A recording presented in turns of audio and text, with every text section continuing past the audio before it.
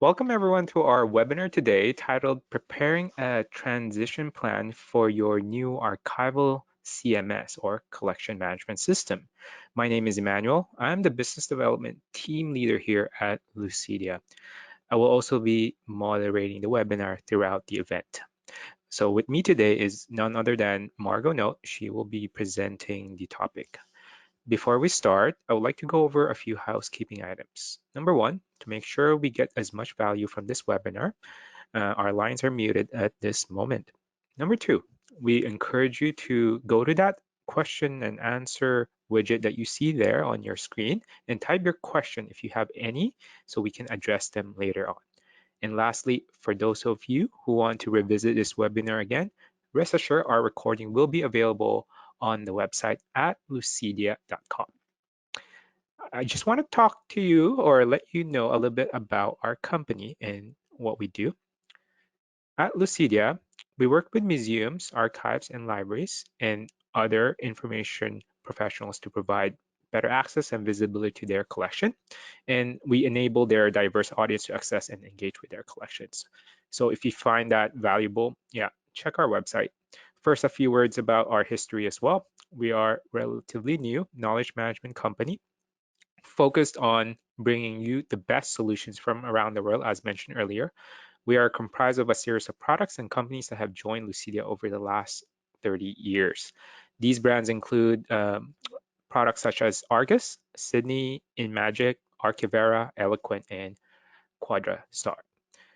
And obviously, we are here today because we want to learn more about how to prepare a transition plan for your new archival collection management system. Well, you're in good hands. I'll tell you a little bit more about our presenter today, Margot Note. Margot Note has over 20 years of experience in information work in the national and international sector. She is also an author, a certified archivist, a certified records manager, an information governance professional, and project management professional. So her credential definitely speaks volumes and for themselves. Did I not mention that she is also an author?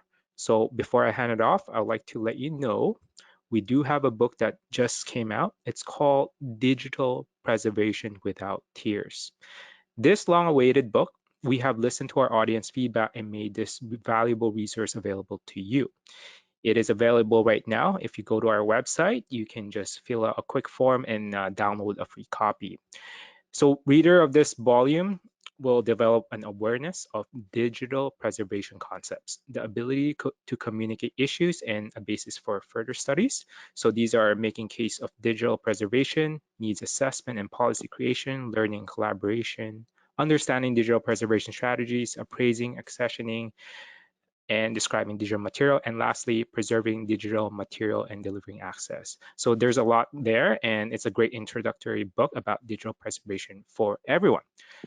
Without further ado, Margot, it is great for you to be with us today. It's an honor to work with you. We look forward to today's session. So ladies and gentlemen, please welcome for today's webinar, Margot Note, and the title of this webinar is Preparing a Transition Plan for Your New Archival CMS. Thank you so much. So I think before, as we begin, I do want to talk about when we are transitioning from one system, like a legacy system, to a new system, or perhaps you had, an Access database, spreadsheets, Word documents, wherever you were keeping your collection management information. We want to make sure that we clean and map that data. And so we want to be mindful of data integrity issues, and we want to uncover them before the migration. So think about, garbage in, garbage out. We want to make sure that our data is very clean. And we want to see, before we start cleaning the data, which I'll talk about, we want to see how the data will work in our new system. So what data are we transferring? What's its value? What does it look like? Where will it live in fields? By doing this, we uncover the potential issues that will happen as part of this transition and helping us create a transition plan. And it identifies areas for data improvement. So depending on what you've used in the past, you might have relatively clean data. You might have data that is frankly like a complete mess. But by looking and reviewing what you have and kind of the container that you're going to be putting it in, you can start to prioritize what you need to do to improve your data. And that helps inform this transition plan to the new archival collection management system. So test out your data. So review a list of your routine tasks that you do with your collection management information that you have. Generate some reports. Um, track the information that staff members can have access to um, as they're working with their systems, and then start experimenting. Conduct some exercises to address, how will you process collections, for example? How will you display information about your collection management system? We want to have the spirit of experimentation to see how the data will look in your new system. And you want to clean up your data. And so depending on the status of your data as it begins, this might be a major project over a couple of months. It might be something that is a lot quicker. It might require you to do it or a project team devoted to it. It really depends on the amount of cleanup that you need. So of course, the better the data is, the easier it is to transfer. We know if that data is clean, if it makes sense, if there's not errors in the data or bizarre fields. Once that's cleaned up, the transfer is so much easier. So you really have to determine how much cleanup will be necessary. And if there's a lot of cleanup that you need to do, again, you have to prioritize what is the work that you could do, like the 80-20 principles of what is the work that you can do that's going to maximize the cleanup, the really important fields. Part of the transition plan is also thinking about how records will transfer to the new system. And thinking about also, are there records that are going to be obsolete? So in some migrations, you will want to take all the records that you have. You might find that there's some records that for whatever reason you no longer need anymore and you don't have to migrate. Now, sometimes, getting rid of data can upset people or they feel like the data is there for a reason, but I think it's as long as you come to a conclusion with your team that either we're taking this data or it's obsolete, we don't need it, I think a decision just has to be made with all the consequences that come with that decision. And then you're also thinking about, is there any type of paper records that need to be entered for this new system? So when I was preparing this presentation and when I write about this topic, I'm trying to provide really broad information. So in some collection management systems, it's purely a transfer from an old legacy system to a new system. But a lot of times when people and organizations get a collection management system, it might be the first system that they have. They might have data in electronically stored and access databases or spreadsheets, but they might also have paper records that they eventually want to enter. So I'm not, and you would think maybe we wouldn't have those like binders of information, but we always have this old legacy material. So we do want to get a sense of, is there any paper records that are going to be entered? And what are they going to look like? And what's the plan for entering that information? And it's an ongoing process. So as you're doing data cleanup, there has to be consistency. And that means training people so that everyone applies the same standards. And also, depending on who your team is for this cleanup, you might have people that love data cleanup. Now, I know in past positions I've had, I loved doing that. And that's, I think, a particular type of person that likes to clean up data, that has that eye for it. But there's sometimes, members of your team that might be not so excited to do that work. Just as long as they're consistent, that's fine, and then they do their responsibilities. You can also look for people outside of your archival department to help. So for example, I was thinking about this as I was preparing this presentation. At a very old position I had years and years ago, I worked at an academic institution in their fundraising department, and we had a donor database, and we were making a major migration, and we had relatively clean data, but it had to be a lot cleaner.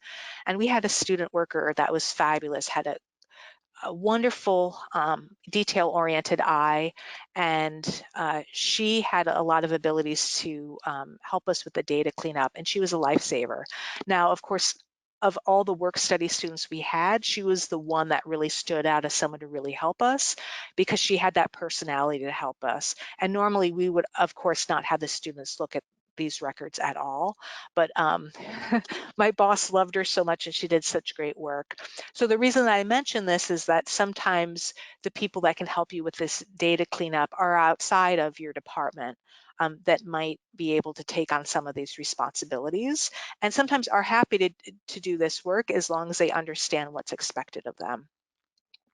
You might also use a task management system to track collaboration and make sure people are staying on track of what they need to do and they're not stepping on each other's toes. They can be something like Basecamp, Asana, Trello, Mondays, whatever system that is appropriate for you to use. And you'll also find too that sometimes global find and replace features are your best friend in this process, where if you're looking at like a CSV document of fields and you're finding erroneous fields, or maybe you use two different names to mean the same thing. It's easy to do an export of those fields, clean it up, and then import it again into the system. So sometimes it seems like, wow, there's so much data to clean up, but once you get in that process, it can go relatively quickly, especially if you have these kind of automated tools. So think about this new system as beginning anew. You're starting fresh. It's this great opportunity to make a major change. So think about outdated or unnecessary records that you have permission to delete. Because the fewer the records you have that transfer, the easier the migration will be. And often vendors will charge by the record. So we want to make sure that everything that's being transferred has value, that stands up on its own for something that's being worth in investing and transferring. You want to perform deduping, so deduplication, looking to see if there's double records or things are entered multiple times. You want to clean that up. And then you also want to verify and validate the information that you have in your system.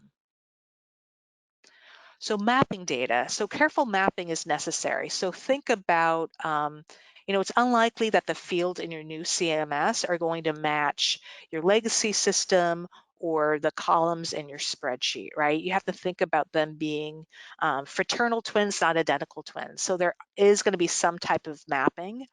And depending on the type of system that you have and the configurations that you have, sometimes it's just a matter of changing a field name. Or it can be just mapping particular ways where, maybe one system has first name, last name, the other system has name, and you would put those two fields together. So that's an example of easy mapping solution. So there is a risk of importing the data incorrectly if the mapping is not clear.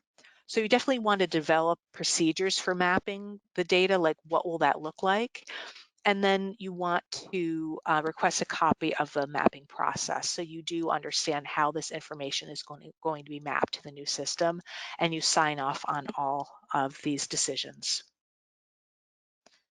So you want to normalize the data. So I think beyond just cleaning, you're thinking about, are the fields uniform?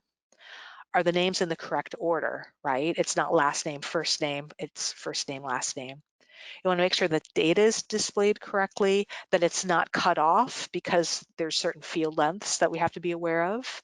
And we also want to review the audit trails of this information as well. So as you have a new system, you also want to think about entering new information. Again, when I talked about the paper records, there might be new data that you're putting in. So let's say you have a legacy system that's transferring. You might be doing more data entry of particular records, or maybe pulling in from another source that you have.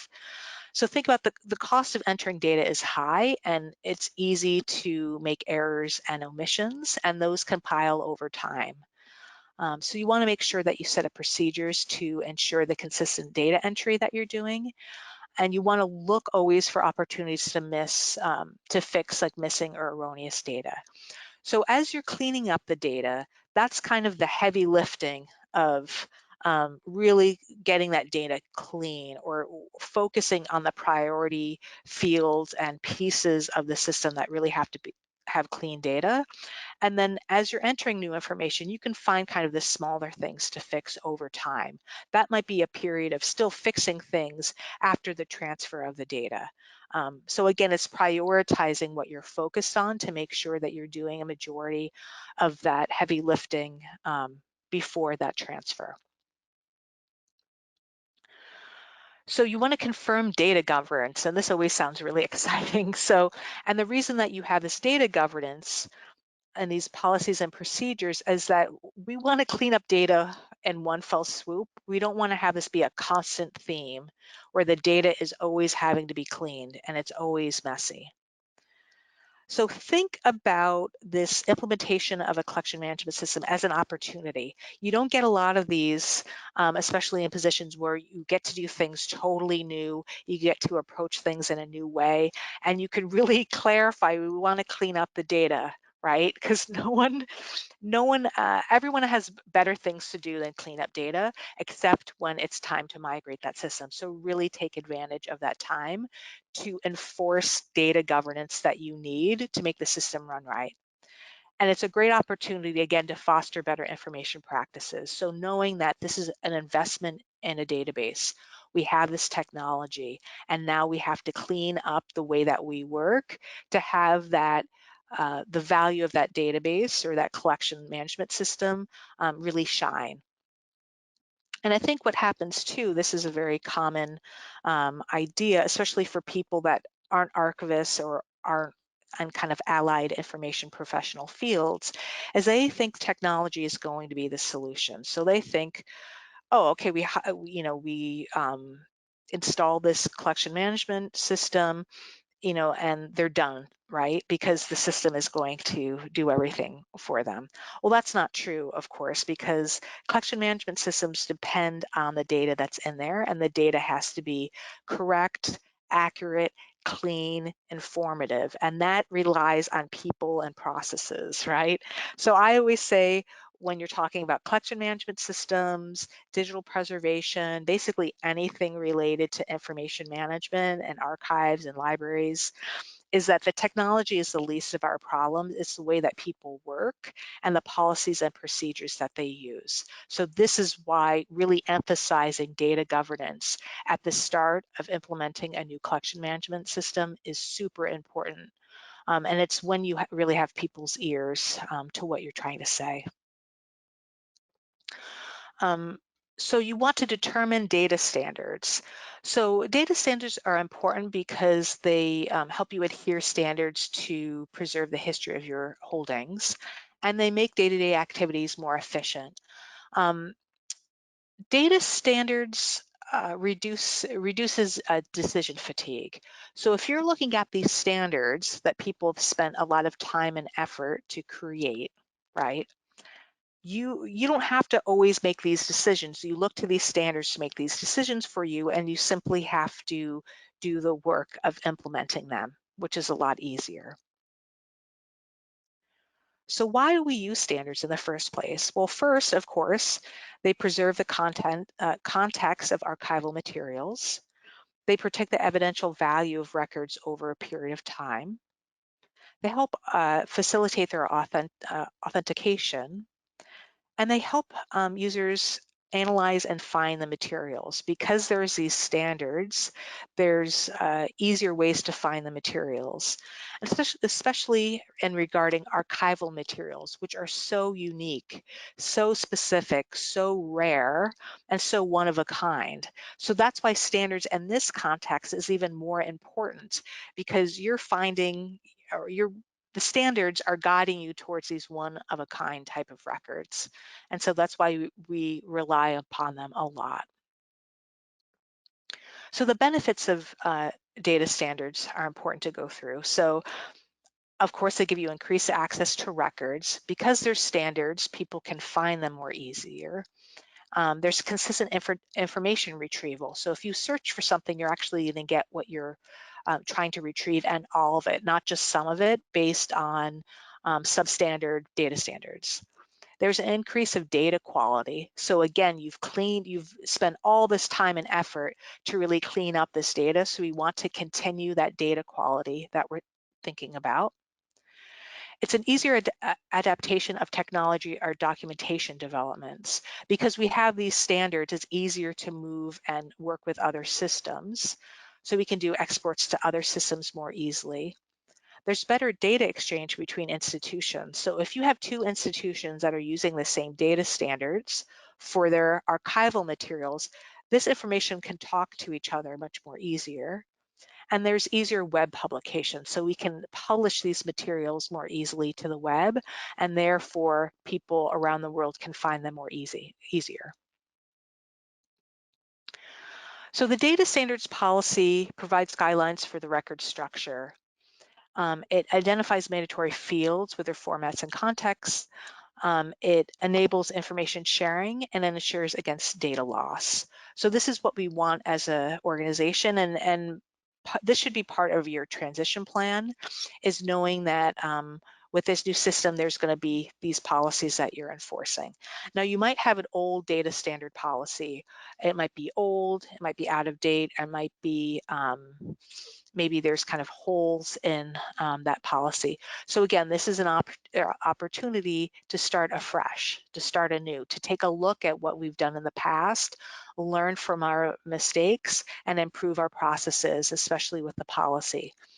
And part of the way that you can promote this policy is talking about, especially if you had a major data cleanup project as you're transitioning, that you don't want to go through this process again. You've learned your lesson, and now this is why we have this policy, because that's going to save us time and money and effort in the long term, and ultimately give us cleaner data overall. So I do want to walk through some data standard elements and give some examples. So there's data structure standards, data content standards, and data value standards. And each one of these will have its own little slide that I'll walk through. So data structure standards determine the information that archivists want to record, and they identify required or optional fields.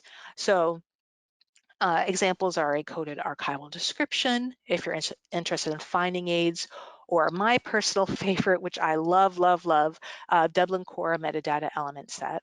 I think it's the most flexible, the easiest to use, just lovely. So I love Dublin Core, but that's revealing, I think, my nerdy side.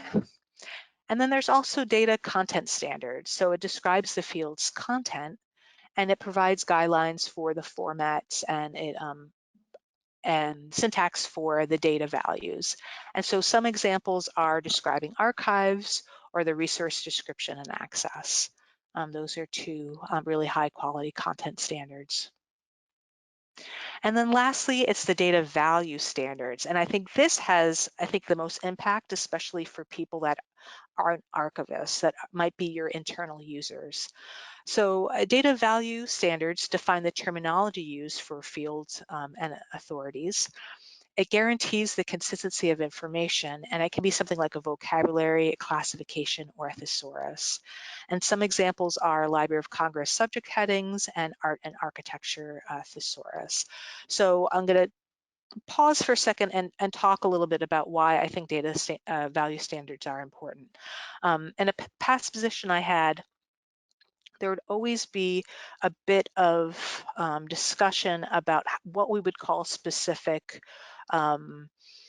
types of architecture. This was a architecture-based organization. And so I would, everyone had this, it would be this discussion that would happen again and again and again.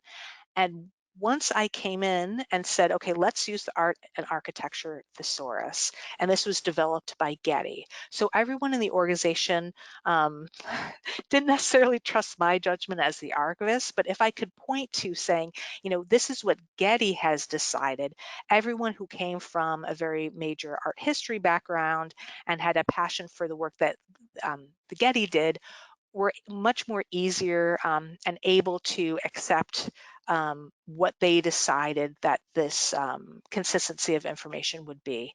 So it really helped my job a lot to look to this thesaurus for answering some of the questions that we had. Another example is with a client I had where we were cleaning up some of the names of musical performers within their database.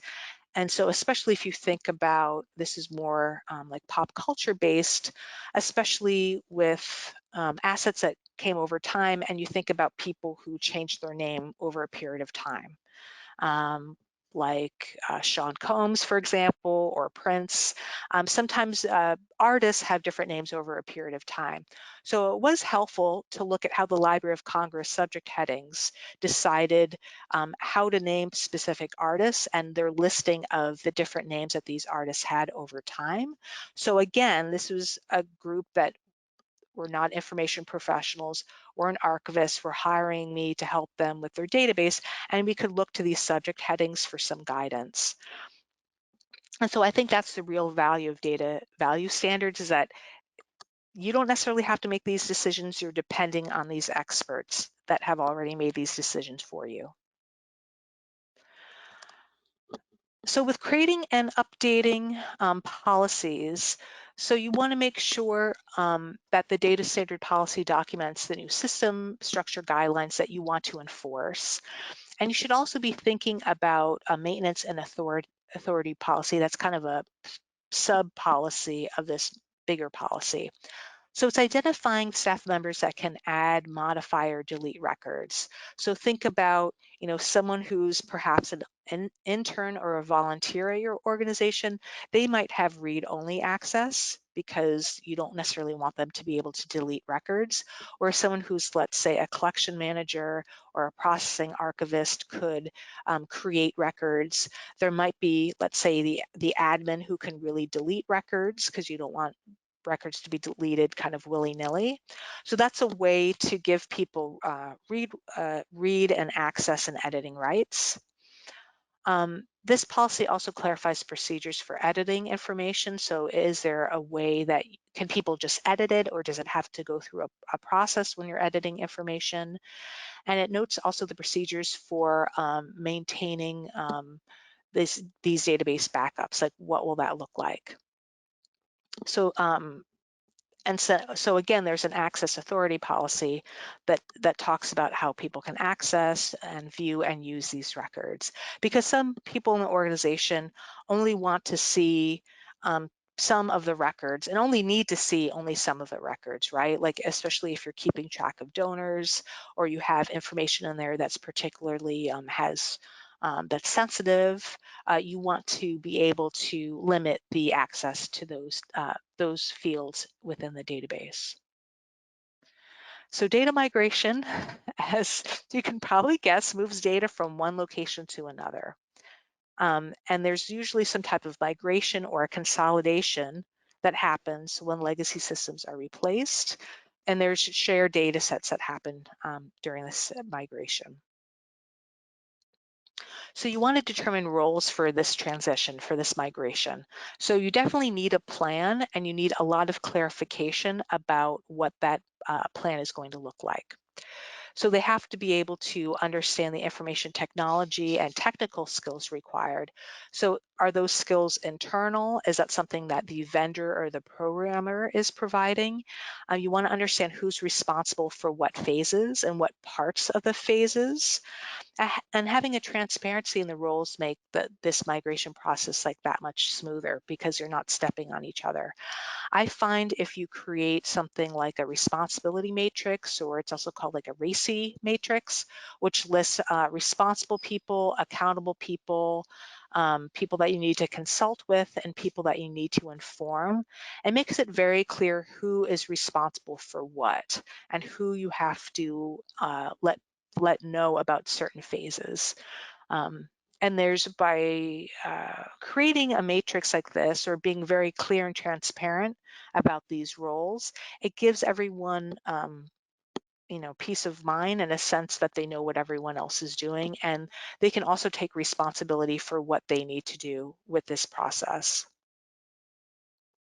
So before you begin the migration, I would hope you want to make a copy of the original database to be migrated, just in case. So you have it there. You can always do a backup if anything happens. You want to review the data for quality. One last time, make sure you have everything that you need. Again, you're seeking out invalid or duplicate records and values, things that you do not need to migrate, that would be expensive for you to migrate for no real purpose. Because erroneous or irregular data will be carried over in the new CMS. So if there's anything that you know for sure that you do not need, we do not want it to transfer over. And in some cases, if the data is problematic in whatever way, it can block some of that migration process. So again, you want to make sure that that transition plan, that migration, is as clean and as easy as possible. So thinking about import applications, so you want to make sure that the data is converted into forms that the new collections management system will accept. So usually what people look for is something like a comma separated value, a CSV, or extensible markup language, XML. You want to be, again, mapping fields, rearranging the data if fields are missing. So, or if there's a fields mismatch, excuse me. So maybe that's when you're doing the data mapping, it's not exactly one-to-one. Maybe there's something that you need to change about that new field, or a new kind of a clarification. And you, of course, want to think about cleaning the data. So this is a process that occurs kind of over and over again. So unless you have a very small system, you're not necessarily going to just do an easy, simple transfer and then you're done. Usually it's a matter of doing these smaller phases and then testing, just to make sure that we've done it the right way, rather than a huge, big transfer, right? And that allows us to indicate errors or issues before they become huge. And then you want to, of course, if you find errors or issues, to fix that source data or the migrated data, whichever one makes sense. Sometimes you can remigrate if you want to. It just depends on your circumstances what would be the easiest and cleanest option for you to use. So you want to check your records once they've transferred. So select samples of records. So see the different types of records that you have. Just take a sampling, see if it makes sense.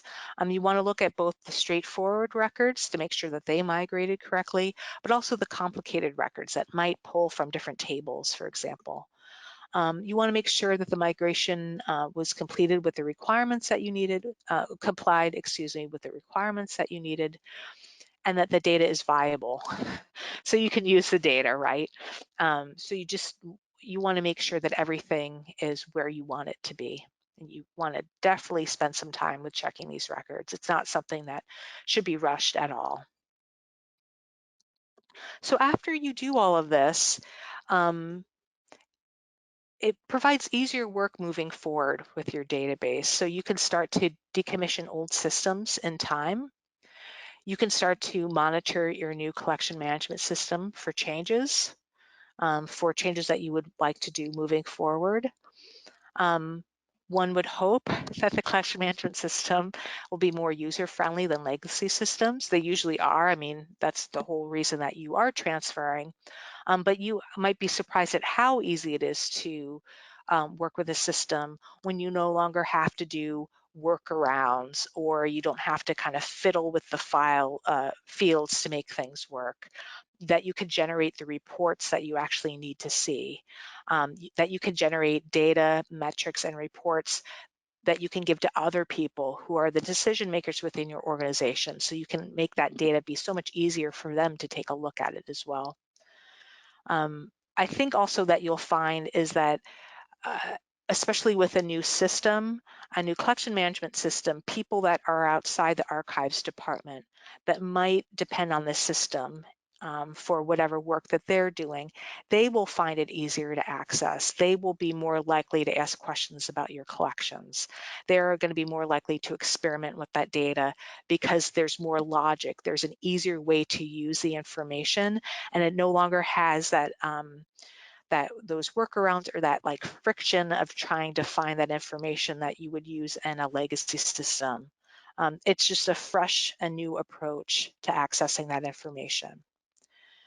So throughout this presentation, I'm talking about cleaning up data because I really know that it can be a problem over time, especially if you've had a very old system or if you had kind of ad hoc ways of collecting collection management information.